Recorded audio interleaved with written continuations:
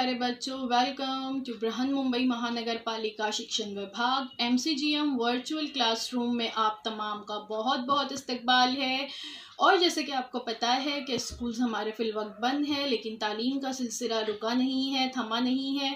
और जो है हम आपके सामने रोज़ बरोज़ जो है नए नए लेक्चर्स के साथ जो है हाजिर होते हैं। तो वैसे ही आज का हमारा एक नया इंटरेस्टिंग सेशन लेकर हम आए हैं आपके साथ, और मैं हूं आपकी मौलमा शेख ज़रीन सबा।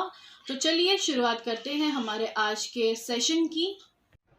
तो चलिए देखते हैं बृहन मुंबई महानगर पालिका शिक्षण विभाग की जानिब से आज का हमारा टॉपिक है अतराफ में पाए जाने वाले मादे, हालत और खुसूसियात। जमात शशुम के लिए ये इस टॉपिक का पार्ट 2 है। पार्ट 1 इससे पहले हम देख चुके हैं, स्टैंडर्ड 6 के लिए है और मजमून है आपका साइंस। और मैं हूं आपकी मौलमा Zareen Saba from MCGM virtual classroom Mumbai. तो चलिए बच्चों शुरुआत करते हैं। हम पिछली दफ़ा ये देख चुके हैं कि मादा जो होता है वो 3 हालतों में पाया जाता है, सॉलिड, लिक्विड और गैस, है ना। ठोस, माय और गैस, इन 3 हालतों में मादा जो है पाया जाता है। इसके अलावा साइंसदानों ने फिलहाल एक चौथी हालत भी दरियाफ्त की है जिसे प्लाज्मा कहते हैं। इसके बारे में आप बड़ी जमात में मालूमात हासिल करेंगे। फिलहाल हम यहाँ पर solid, liquid and gas, in 3 conditions के बारे में ही देखेंगे। हम लास्ट वीडियो में देख चुके हैं कि मादा जब एक हालत से दूसरी हालत में तब्दील होता है तो उस अमल को मादे की हालत में तब्दीली कहते हैं, change of state of the substance. हम जानते हैं कि जब हम बर्फ को फ्रिज से निकालकर बाहर रखते हैं तो हरारत मिलने पर बर्फ जो है पिघलना शुरू होती है, और वो जो ठोस बर्फ है फिर वो पिघल कर माय में तब्दील हो जाती है। बिल्कुल वैसे ही आपके जो क्रेयॉन्स होते हैं, वैक्स क्रेयॉन्स, अगर आप इस पर इस तरह से हेयर ड्रायर से उसके करीब लेकर जाएंगे तो आप देखेंगे कि हेयर ड्रायर की गर्मी मिलने की वजह से थोड़ी देर के बाद वो क्रेयॉन्स जो है वो पिघलना शुरू होते हैं।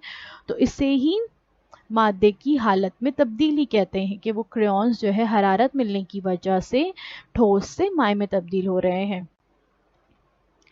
तपिश और हालत में तब्दीली, आप ये जानते हैं कि हालत में तब्दीली शय पर हरारत के असर का नतीजा है ना।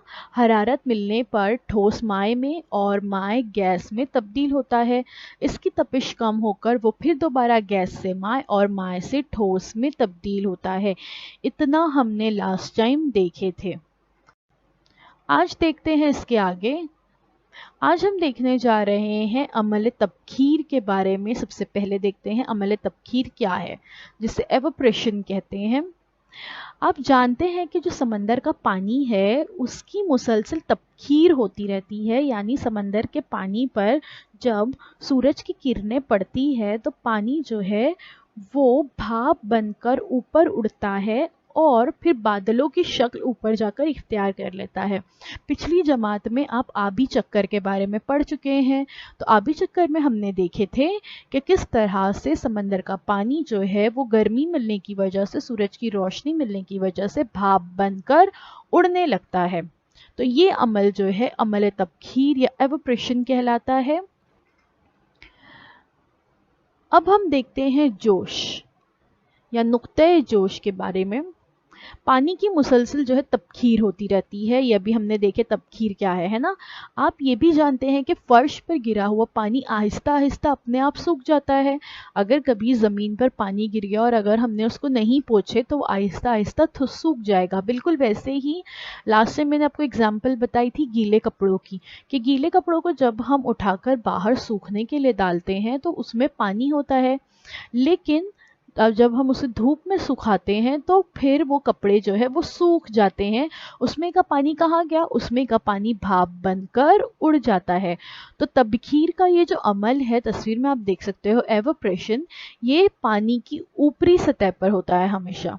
लेकिन जब हम पानी को गर्म करते हैं या बॉईल करते हैं तो तब क्या होता है, पानी जो है जोश खाता है, और पानी जैसे जैसे गर्म होता है वैसे वैसे उसकी तपिश बढ़ती है और तबखीर का अमल तेज होता जाता है। देखिए यहाँ पर भी तबखीर का ही अमल होगा जब हम बॉईल करते हैं तो, लेकिन एवापोरेशन का अमल सिर्फ सतह पर होता है। तबखीर का अमल बॉइलिंग करते वक्त नीचे से हीट मिलने पर अंदर से भी होता रहता है। कैसे, चलिए देखते हैं। देखिए, evaporation occurs on the surface of a liquid when substance in a liquid state is changing to a gaseous state। evaporation देखिए तस्वीर में बताया गया है कहाँ पर हो रहा है, सिर्फ सरफेस पर होता है, लेकिन जब हम पानी को बॉईल करते हैं तो उस वक्त जो है सरफेस के साथ साथ अंदर भी पानी के बुलबुले जो है तैयार होते हैं और पानी की तबखीर होना शुरू होती है। बिल्कुल वैसे ही एवापोरेशन की एग्जांपल जो है यहाँ पे दिया है, सन हीट। ऊपर का वार्म सरफेस होता है, जब समंदर के पानी की तबखीर होती है तो समंदर का पूरा पानी गर्म नहीं होता, सिर्फ वो जो ऊपर का पानी है वही गर्म होता है, नीचे के पानी में ठंडक वैसे ही मौजूद होती है। तो इससे ये चीज़ समझ में आई कि एवापोरेशन जो है वो सिर्फ सतह पर होता है, जबकि पानी जब उबाला जाता है, उसको जोश दिया जाता है तो वो उसका असर पानी के अंदर भी नजर।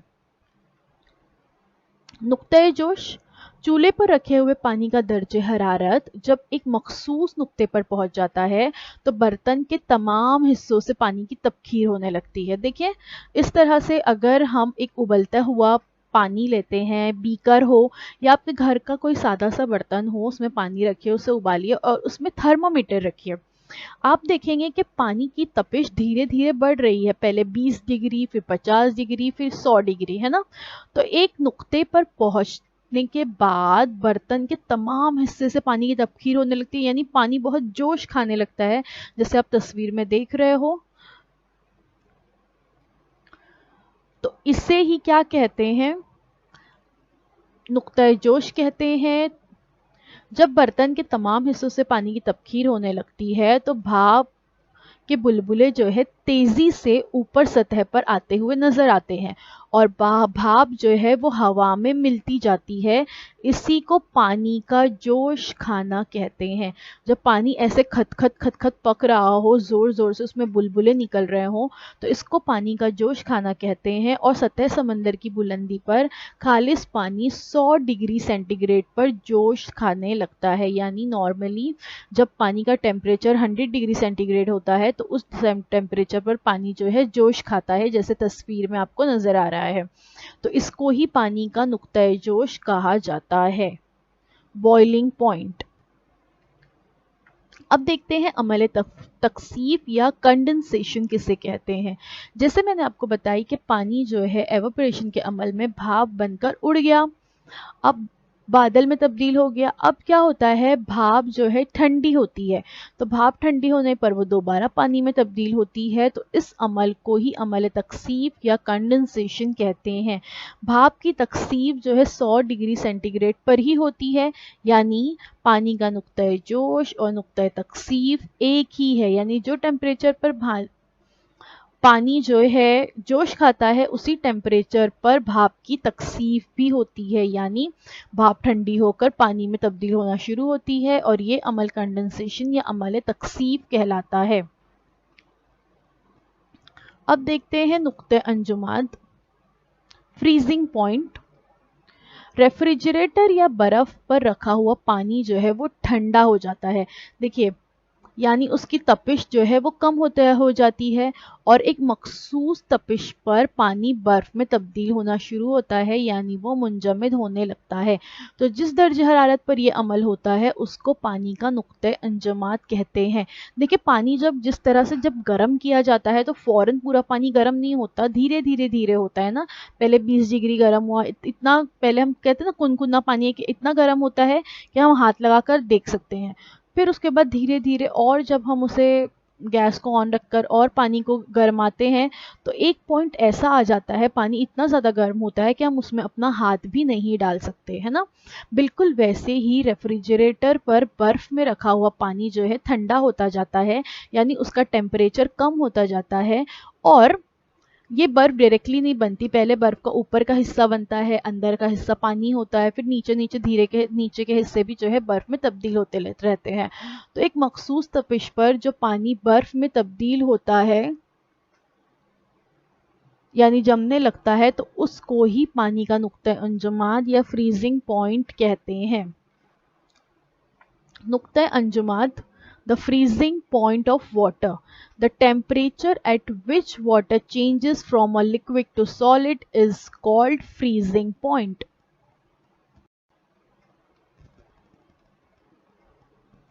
शय की तपिश जो है 0 डिग्री से कम भी हो सकती है। मसलन रेफ्रिजरेटर के फ्रीज़र में हवा की तपिश तकरीबन -80 डिग्री सेंटीग्रेड होती है। तपिश अगर 0 डिग्री से कम हो तो उसे -, डिग्री सेल्सियस भी कहते हैं। यानी शय जो है सिर्फ 0 डिग्री तक ही नहीं नापी जा सकती उसकी तपिश, बल्कि 0 डिग्री से कम भी जो है वो हो सकती है। और जब 0 डिग्री से कम होती है तपिश तो उसे -, डिग्री सेल्सियस भी कहते हैं। देखिए आपका फ्रिज का जो रेफ्रिजरेटर है उसका ऊपर का हिस्सा जो फ्रीज़र होता है वहाँ पर दर्जे हरारत बहुत ज़्यादा कम होता है, क्योंकि वहाँ पर अगर हम पानी भी रखें तो वो तेज़ी से बर्फ़ में तब्दील होने लगता है। लेकिन अगर हम फ्रिज के नीचे के हिस्से में पानी रखते हैं तो वहाँ का पानी तो बर्फ़ नहीं बनता। ऐसा क्यों? ऐसा इसलिए कि पानी को बर्फ़ बनने के लिए जिस तपिश तक आना ज़रूरी है, टेम्परेचर जिस हद तक कम होना ज़रूरी है, वो फ्रिज में नहीं होता, वो फ्रीज़र में होता है। समझ में आया? तो इसे ही नुक्ता अंजुमात कहते हैं। अब देखते हैं अमात क्या है। बर्फ को जब दोबारा हरारत मिलती है तो वो पिघलने लगता है ना, यानी वो दोबारा माए में तब्दील होता है, यानी ठोस क्या हो रहा है, अब माए में तब्दील हो रहा है, तो इसको अमात कहते हैं। बर्फ 0 डिग्री सेंटीग्रेड पर पिघलता है, यानी पानी का जो नुक्ता अंजुमात है, जिस पॉइंट पे पानी फ्रीज होता है, और उसका नुक्ता अमात जो है वो दोनों सेम है। नुक्ता तकसीफ और नुक्ता अमात, हर शय का मखसूस नुक्ता जोश होता है, ये हमें पता है, और वही उसका नुक्ता तकसीफ भी जो है होता है। हर एक शय का मखसूस नुक्ता अंजुमात होता है और वही उसका नुक्ता पिघलाव या नुक्ता अमात भी होता है।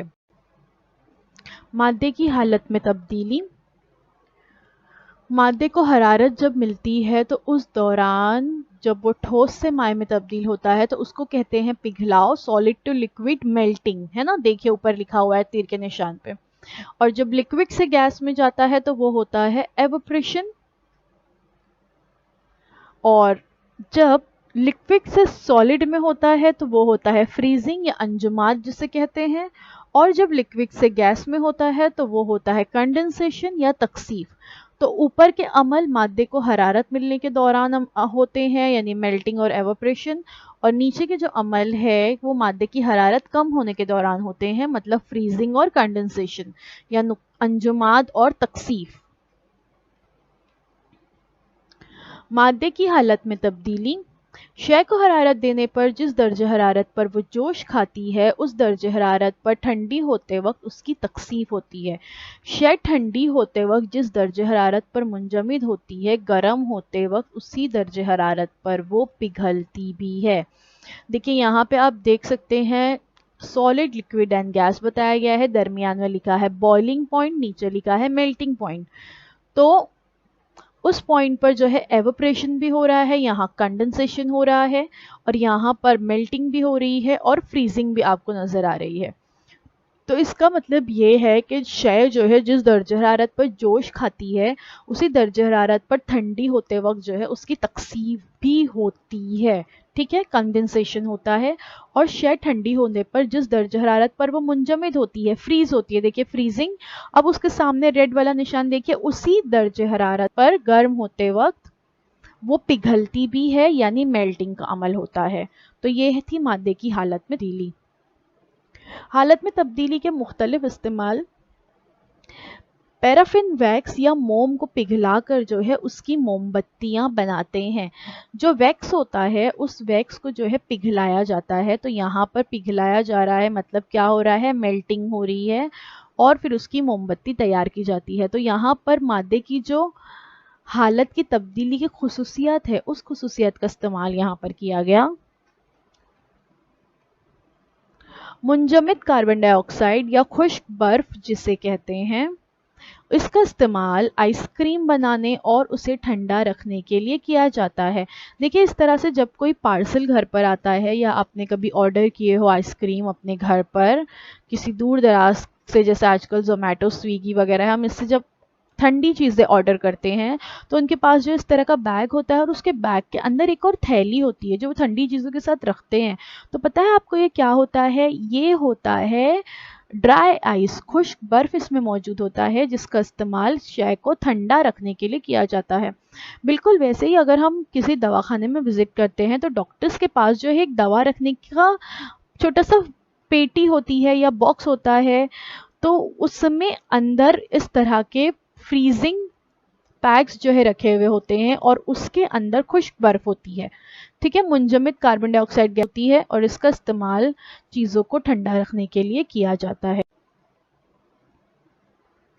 حالت کی تبدیلی کے مختلف استعمال، مائع نائٹروجن کا استعمال جو ہوتا ہے وہ خون کے جسمیے یعنی خون میں جو وائٹ سیلز ہیں، ریڈ سیلز ہیں، ٹھیک ہے، ان تمام کو جو ہے محفوظ رکھنے کے لیے مائع نائٹروجن کا استعمال ہوتا ہے۔ بالکل ویسے ہی حیوانات کا مادہ منویہ محفوظ کرنے کے لیے بھی، یعنی جب اچھی نسل کے جو حیوان ہوتے ہیں تو اس کے سپرمز جو ہوتے ہیں وہ محفوظ کر لیے جاتے ہیں، تو اس کو محفوظ کرنے کے لیے بھی مائع نائٹروجن کا استعمال کرتا ہے۔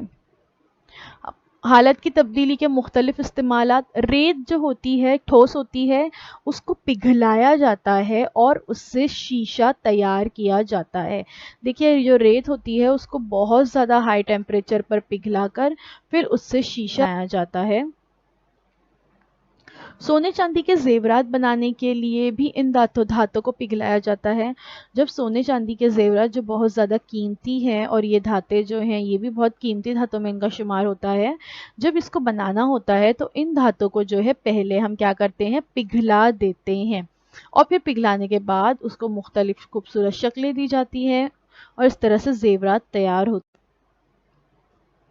حالت کی تبدیلی کے مختلف استعمال، اوزار اور ہتھیار بنانے کے لیے لوہے کو پگھلاتے ہیں۔ دیکھیے اس طرح سے جو لوہا ہوتا ہے اس لوہے کو پگھلایا جاتا ہے پہلے، اور لوہا جو ہے بہت زیادہ ہائی ٹیمپریچر پر پگھلتا ہے۔ دیکھیے آپ کے گھر میں لوہے کی بہت ساری چیزیں ہوں گی، کتنا سخت ہوتا ہے وہ، آپ سوچ سکتے ہیں کہ اس کو کتنی زیادہ جو ہے تپش دینی پڑے گی، ہیٹ دینا پڑے گا، تب کہیں جا کر وہ پگھلے گا، اور پھر اس پگھلے ہوئے لوہے کا استعمال اوزار اور ہتھیار بنانے کے لیے کیا جاتا ہے۔ ایک چھوٹی سی سرگرمی ہے، آپ کو معلومات حاصل کیجئے کہ موم کی بڑی بڑی مورتیاں کس طرح بنائی جاتی ہے۔ دیکھیے آپ لوگوں نے ویکس میوزیم کا نام سنا ہوگا، اب تو ہمارے انڈیا میں بھی کئی جگہ مالز وغیرہ میں ویکس میوزیم بن گئے ہیں، لیکن ایک بہت بڑا میڈم تساد ویکس میوزیم سنگاپور میں موجود ہے، جہاں پر دنیا کی تقریباً تمام جانی مانی ہستیوں کے موم کے بڑے بڑے مجسمے بنے ہوئے ہیں، جو بالکل ایسے لگتا ہے کہ وہ کسی حقیقی انسان جو ہے وہاں پر کھڑا ہے، اس کا مجسمہ موجود ہے وہاں پر۔ تو آپ کو پتہ لگانا ہے کہ یہ موم کی بڑی بڑی مورتیاں کس طرح تیار ہوتی ہے۔ بالکل ویسے ہی زیورات کی دکان پر جا کر زیورات بنانے کے متعلق بھی آپ کو معلومات حاصل کرنی ہے، تو یہ آپ کے لیے سرگرمی۔ تو thank you so much for watching. مجھے امید ہے آج آپ کو جو کچھ بتایا گیا وہ آپ کو سمجھ میں آیا ہوگا۔ تو ایک بار ٹیکسٹ بک کھول کر ان تمام جو پوائنٹس ہیں ان کا اعادہ ضرور کر لیجئے۔ اب آپ لوگوں سے اگلے ہفتے ملاقات ہوگی ایک نئے ویڈیو کے ساتھ، تب تک کے لیے اللہ حافظ۔ تو بچوں مجھے امید ہے جو کچھ آج آپ کو پڑھایا گیا وہ آپ کو اچھی طرح سے سمجھ میں آیا ہوگا، اور اگر آپ کو نہیں سمجھ میں آیا ہے تو ہمارا یہ ویڈیو یوٹیوب پر بھی اویلیبل ہے، آپ اسے دوبارہ سے جو ہے دیکھ سکتے ہیں، اور اپنے ساتھ جو ہے اپنی ٹیکسٹ بک ضرور رکھیے تاکہ آپ کو جو ہے تمام پوائنٹس اچھی طرح سے سمجھ میں آئے۔ تو اب آپ لوگوں سے انشاءاللہ اگلے ہفتے ایک نئے ویڈیو میں ملاقات ہوتی ہے۔ اللہ حافظ۔